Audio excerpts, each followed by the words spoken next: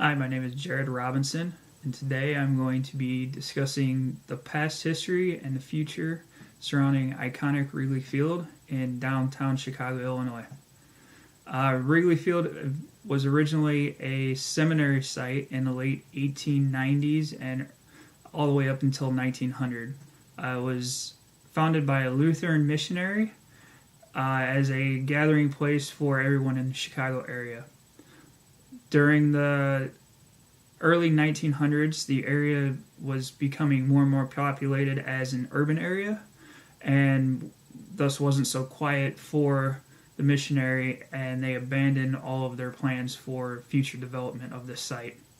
Uh, Wrigley Field was originally built in 1914.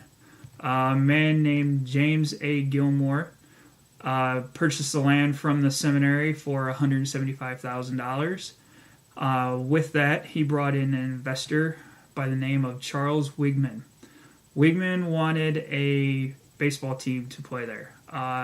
There was a new league, the Federal League, that was starting up, and Chicago wanted a team. Chicago wanted a team very badly, and with a new stadium, they could get that.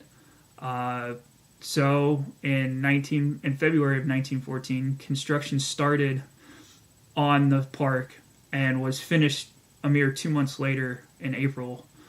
When finished, the park was then called Weigman Park.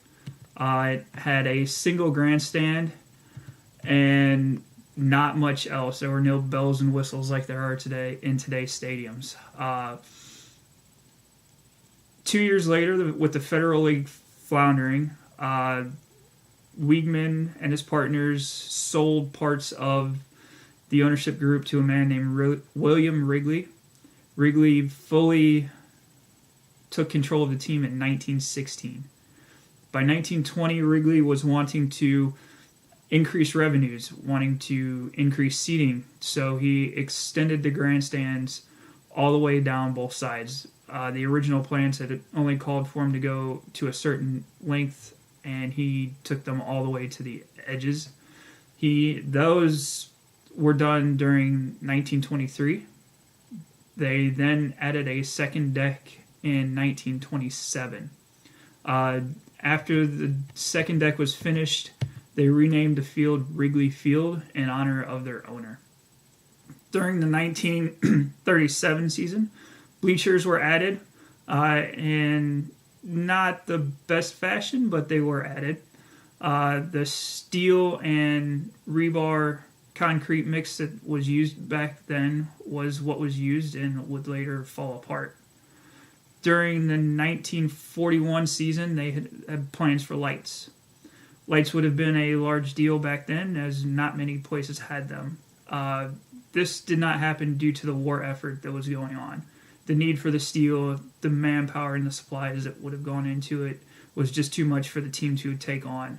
So instead of doing that, they donated all of those supplies to the war effort. After the war, there was a baseball boom. Everybody wanted to go to a game. They wanted to take their mind off of what was going on. So they were playing day baseball games, and the team didn't see a reason to add any lights. During the 1985 season, the team was in playoff contention,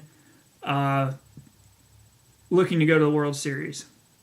The president of baseball operations of the major leagues decided that if the team did not have lights, they would not play day baseball during the World Series. They would only be night games. After that, during the 1988 season, the stadium and the ownership group added lights. This were the last stadium in all of Major League Baseball to add lights. First game was attempted on April 8th of 1988. It was rained out after 3.5 innings, and subsequently played the next night on April 9th. During the 2005 off-season, the bleachers were expanded. The crumbling rebar, steel, concrete was just not safe for anyone anymore. They expanded it, made the aisles bigger, and added modern amenities to other parts of the bleachers.